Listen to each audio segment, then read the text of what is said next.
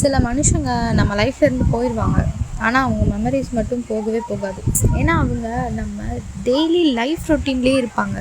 காலையில் அனுப்புகிற good morning மெசேஜ்லேருந்து night அனுப்புகிற குட் நைட் மெசேஜ் வரைக்கும் இருந்திருக்கும் டெய்லி அந்த கான்வர்சேஷன்.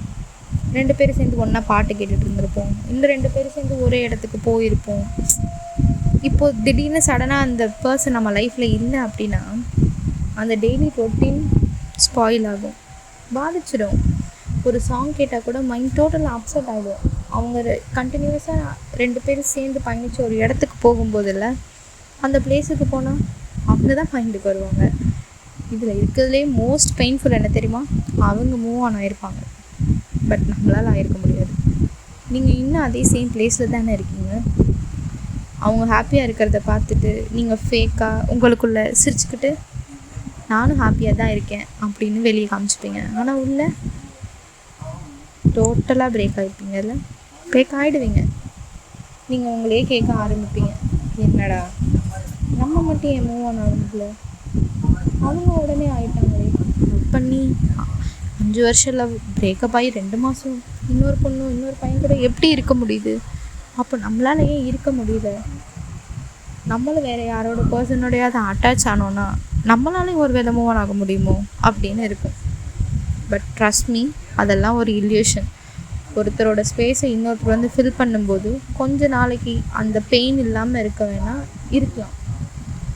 பட் ஒரு ரியலைசேஷன் பாயிண்ட் உங்களுக்கே வரும், அந்த பர்சனோட பிளேஸை இவங்க ஃபில் பண்ணுறாங்களே தவிர அது அவங்களால ஹார்ட் பிரேக்கை இவங்களுக்கு என்றைக்குமே இவங்களால மறந்து போட முடியாதுன்னு.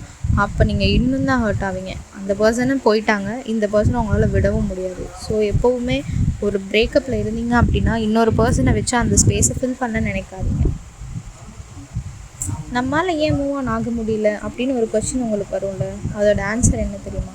ரொம்ப ரொம்ப சிம்பிள். நீங்கள் லவ் பண்ணீங்க, அவங்க ஜஸ்ட் டைம் பாஸ் பண்ணாங்க, அவ்வளோதான் டிஃப்ரென்ஸ்.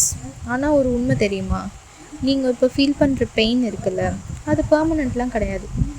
டைம் ஹீல் பண்ணும். Time will heal everything. நம்ம சொல்லலாம் என்னால் ஹீலே ஆக முடியாது, நான் ரொம்ப உள்ளே போயிட்டேன். 6 மாதம், அதிகபட்சம் 1 வருஷத்துல இல்லை, நம்ம மைண்ட் அதை மறக்க ஆரம்பிச்சிடும்.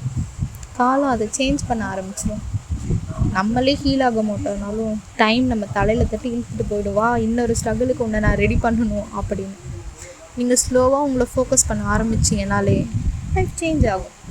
ஒரு நாள் நீங்கள் ரியலைஸ் பண்ணுவீங்க, நான் டிசர்வ் பண்ணுறது இதை விட பெட்டராக இருக்கும் அப்படின்னு. அந்த டே, மார்க் மை வேர்ட்ஸ், அந்த டே நீங்கள் ஃப்ரீ ஆகிடுவீங்க.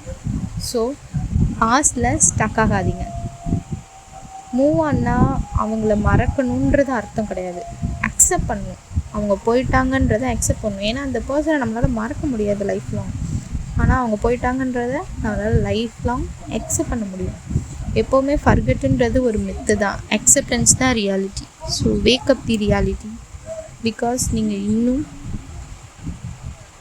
ரொம்ப ரொம்ப ரொம்ப நல்ல ஒரு லவ்வை டிசர்வ் பண்ணுவீங்க. Follow for more.